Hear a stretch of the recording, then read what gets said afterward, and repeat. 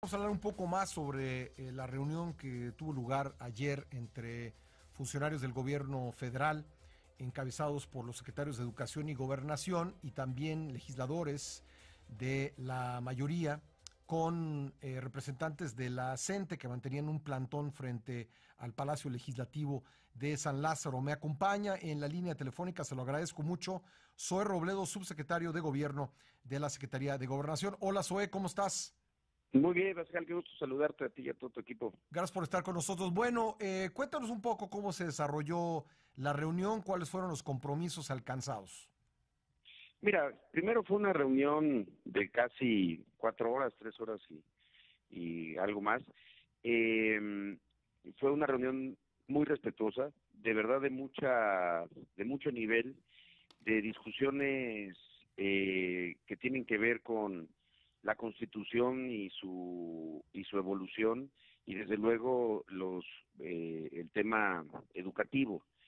Eh, Creo que había hecho falta un ejercicio de esta naturaleza, que ahí con el secretario Esteban Moctezuma y con la secretaria de Gobernación Olga Sánchez Cordero, pues ayudó mucho a entender cuáles eran los elementos que inquietaban o preocupaban a los maestros de la sección 22 de Oaxaca, y también poder desplegar de manera más clara cómo se está haciendo esta reforma para echar atrás todo lo que no funcionó de la pasada reforma educativa.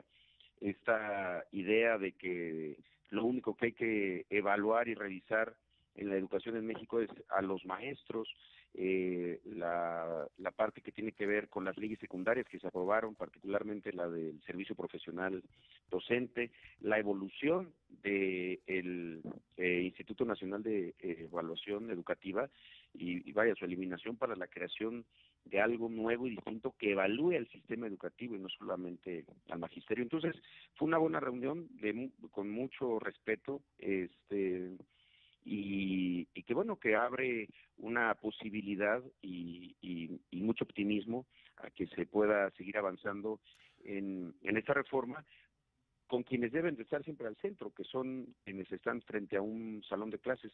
Oye, Zoe, perdón que te interrumpa, ¿no debieran estar al centro los alumnos? Claro, pero el tema de los alumnos pasa siempre por los maestros, también por los padres de familia. Y lo Ujú. que debe de estar al centro, efectivamente, y así está establecido en la reforma, es que la educación en México vuelva a ser un motor para la movilidad social, que ha dejado de serlo.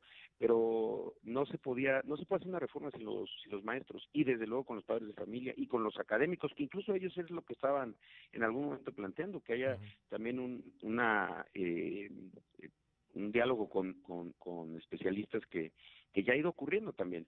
Hay que recordar que esta reforma y esta discusión, digamos, no empezó desde luego que ayer. Ayer es una parte de etapa y tampoco ha concluido, Sí. pero durante el periodo de transición hubo innumerables foros en los estados, hubo después las audiencias públicas en la Cámara, Ujú. y ahora, bueno, es esta parte del proceso para antes de la dictaminación.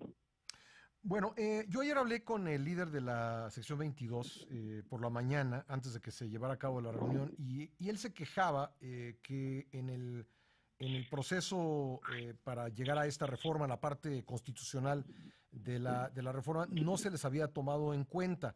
¿Es esto preciso? Es decir, no fueron tomados en cuenta en el proceso de construcción de la reforma educativa?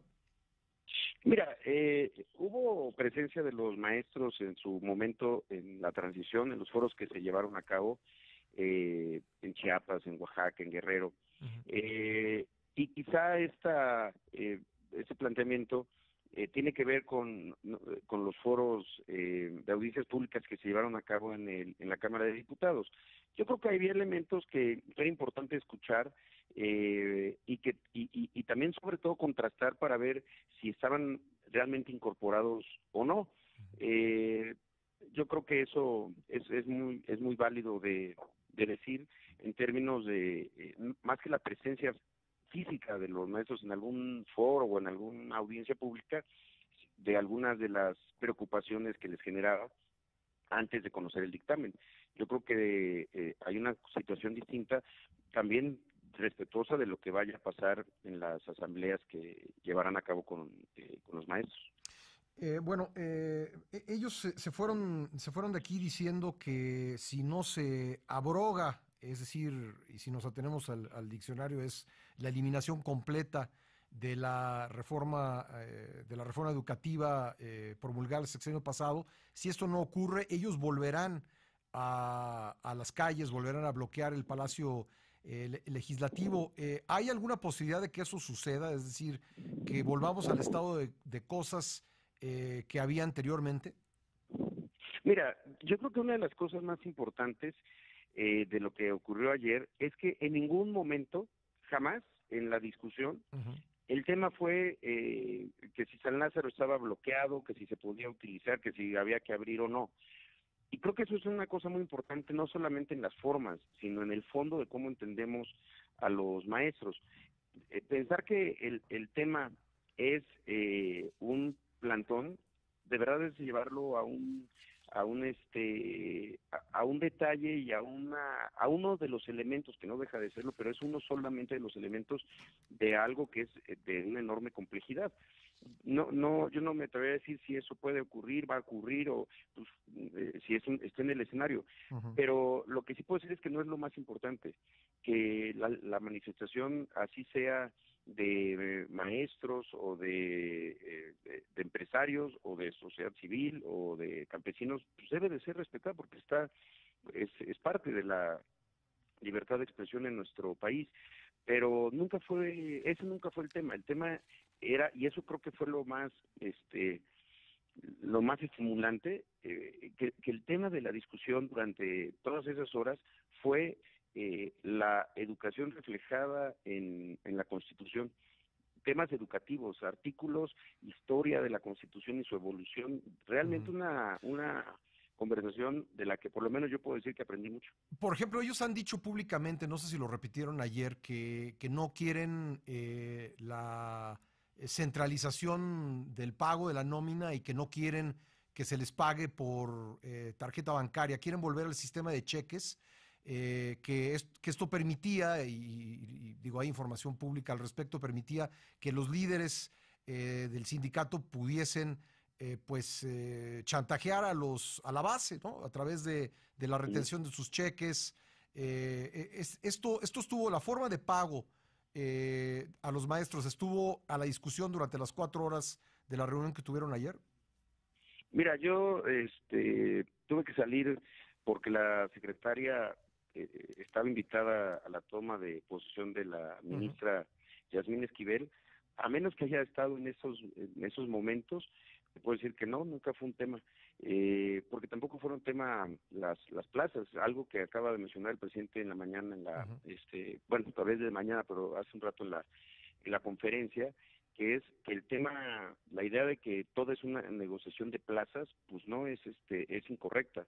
La discusión se trató de por qué esta reforma realmente está abrogando la ley del servicio profesional docente y la ley del Instituto Nacional para la Educación, la evaluación de la educación, perdón, y qué es lo que surge de ahí, qué es lo que vendrá después, este sistema nacional de mejora continua de la educación, que es realmente lo que se necesita en el país.